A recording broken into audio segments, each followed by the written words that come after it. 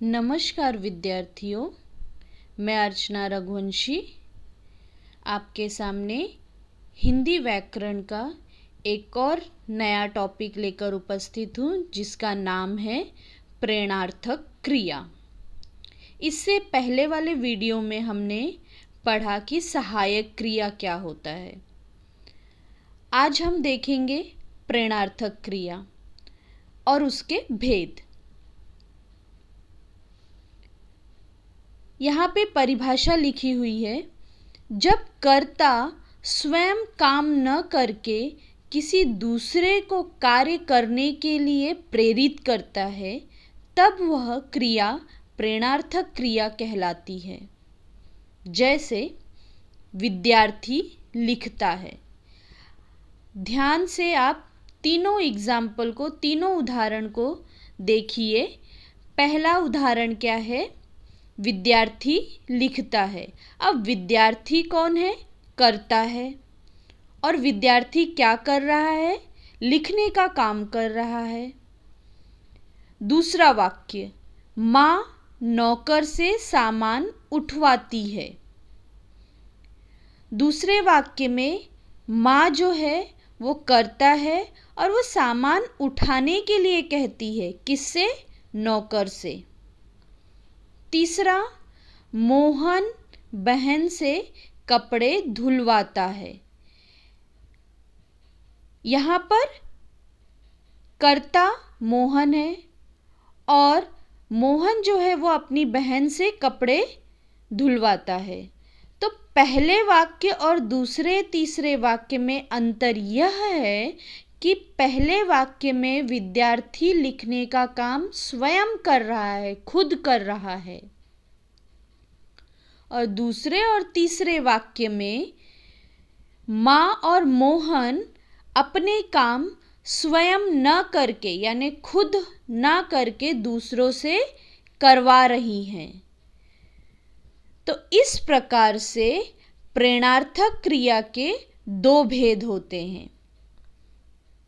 पहला प्रथम प्रेरणार्थक क्रिया और दूसरा द्वितीय प्रेरणार्थक क्रिया।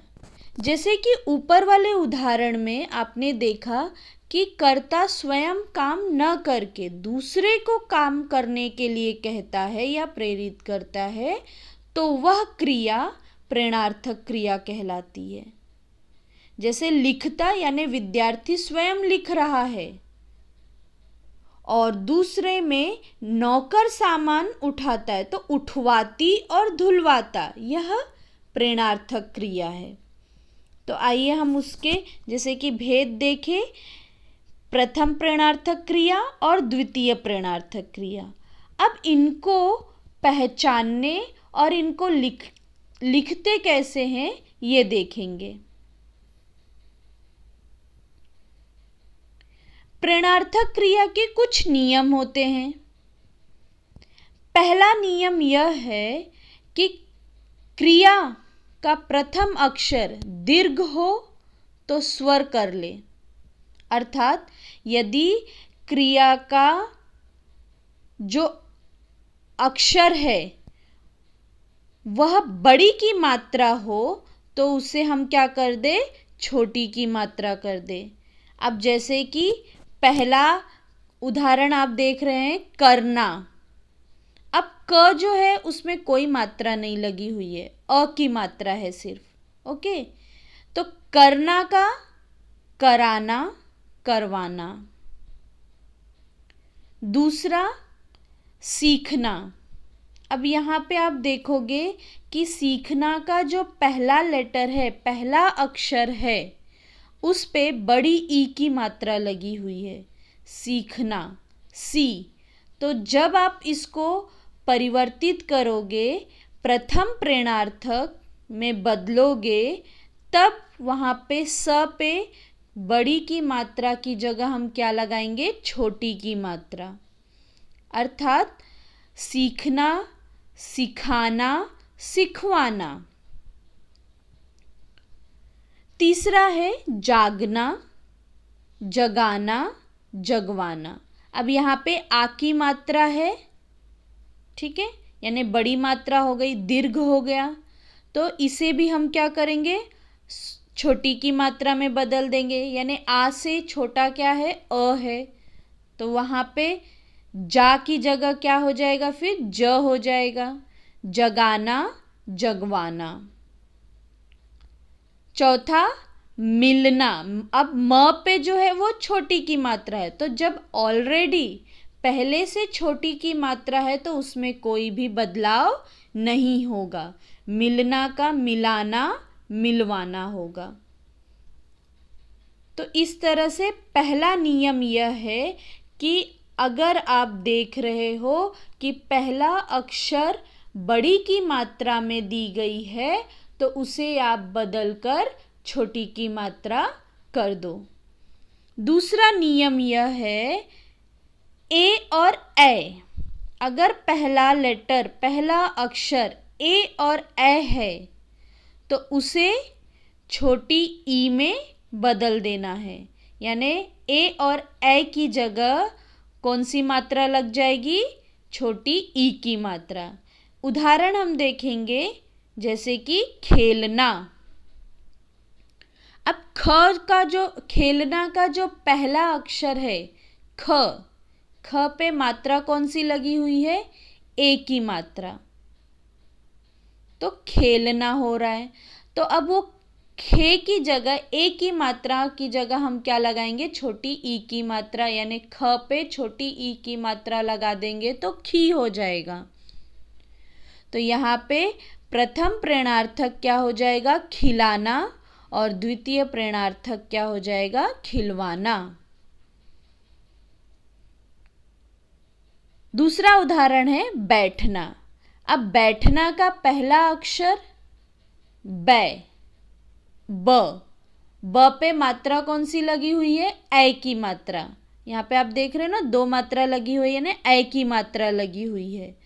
तो हम इसको बदलकर छोटी ई में करेंगे और बै की जगह क्या हो जाएगा, बी, मतलब बिठाना, बिठवाना। ठीक है। अब इसके बाद तीसरा नियम यह है कि यदि पहला अक्षर ओ है, यानी पहले अक्षर पे यदि ओ की मात्रा लगी हुई है तो ओ की मात्रा को हटाकर हम क्या करेंगे, उसे छोटी ऊ की मात्रा। एक बात ध्यान में रखना, तीनों जो नियम है उसमें ध्यान में दो, ध्यान में रखो कि जो भी बड़ी मात्रा है वो सब किस में बदल रही है, छोटी की मात्राओं में बदल रही है।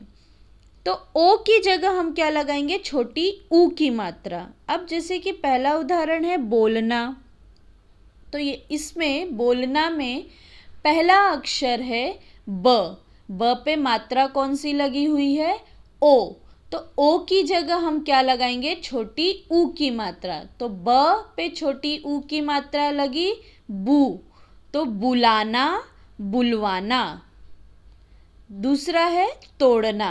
अब त पे भी कौन सी मात्रा लगी हुई है, ओ की मात्रा।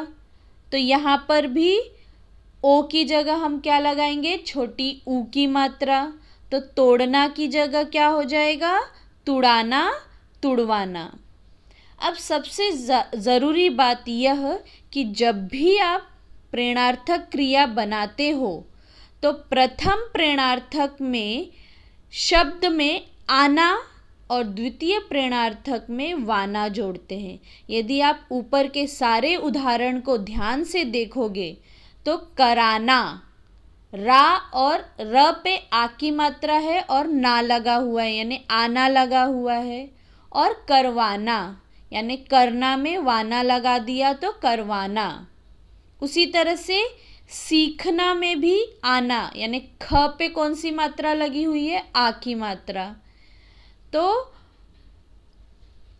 सारे उदाहरण प्रथम प्रेरणार्थक में आप देखोगे क्या लगा हुआ है, आना शब्द लगा हुआ है, और द्वितीय प्रेरणार्थक में वाना शब्द। आ की जो आना है उसमें आ की जो मात्रा है वो मात्रा के रूप में शब्द में लगा है, यानी खा पे, ग पे, ल पे, ठ पे, ड पे, सब में आ की मात्रा लगी हुई है। ठीक है। जैसे कि यहाँ पे भी दिया गया है, आप उदाहरण देखोगे तो देना, दिलाना।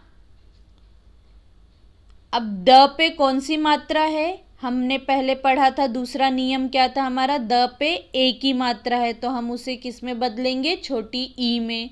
तो दे की जगह क्या हो जाएगा, दी हो जाएगा। दिलाना। अब यहाँ पे ल पे अगर आप ध्यान दोगे तो ल पे कौन सी मात्रा लगी हुई है, आ और ना, आना हो गया। तो यहाँ पे प्रथम प्रेरणार्थक दिलाना और द्वितीय प्रेरणार्थक दिलवाना। इसी तरह से तैरना, तैराना, तैरवाना। समझ में आया?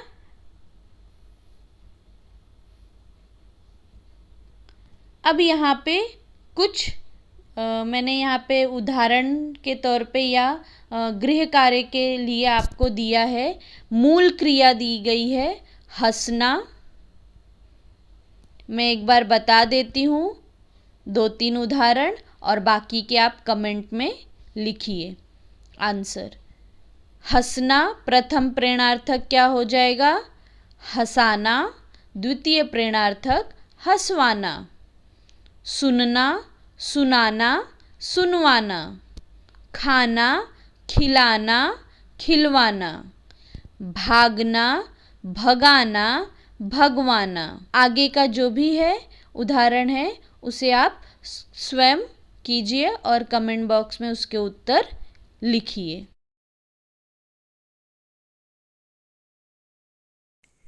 धन्यवाद।